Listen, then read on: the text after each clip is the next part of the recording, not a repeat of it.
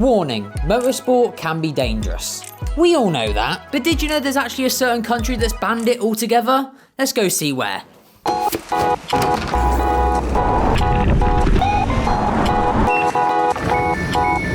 So in 1955, Mercedes driver Pierre Levey crashed during the 24 hours of Le Mans, during which his car caught fire and disintegrated as it went into the crowd of spectators, killing 83 and seriously injuring many more. As you'd expect, this event garnered international attention as it hideously highlighted the real dangers of motorsport. And for this one country, it was enough for them to ban it altogether.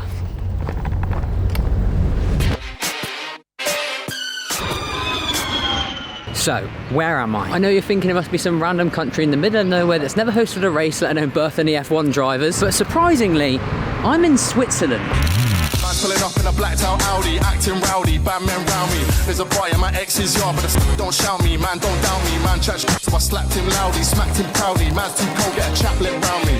What?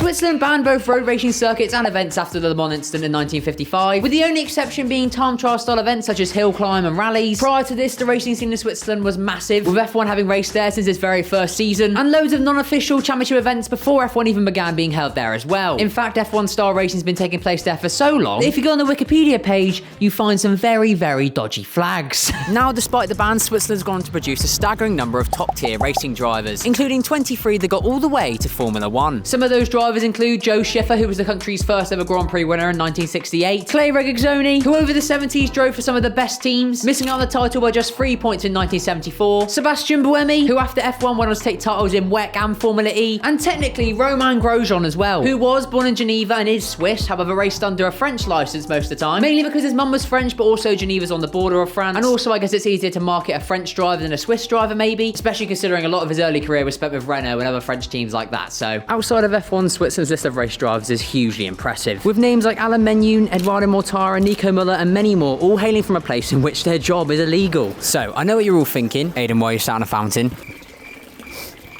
But also, how? How did all these drivers, despite the ban of motorsport, still get to Formula 1 and other top formulas? Well, thankfully for them, go-karting was one of the few exceptions in the law, just like hill climb racing and stuff like that, meaning they could start off like every other driver does in go-karts, before they're moving to other nearby countries to do the next formulas. That's the bonus of Europe, I suppose. Everything's really close, so. Now, as time's gone on and safety in motorsports improved, there have been multiple attempts at trying to get this law changed, including one in the late 2000s, which nearly got there, passing the lower parliament, but then getting declined in the upper. Yet in 2015, there was some success, as the country decided to relax its rules a little bit, as they began to permit head-to-head racing as long as the cars were electric, which was no doubt partly due to the fact that Sebastian Buemi was absolutely killing it in Formula E at this time. FE did eventually visit the country in 2018, with the Zurich E-Prix becoming the first ever motor race in the country for 63 years. Buemi came 5th in that one, by the way. Come on, lad, they waited all that time, you only came 5th. Not good enough.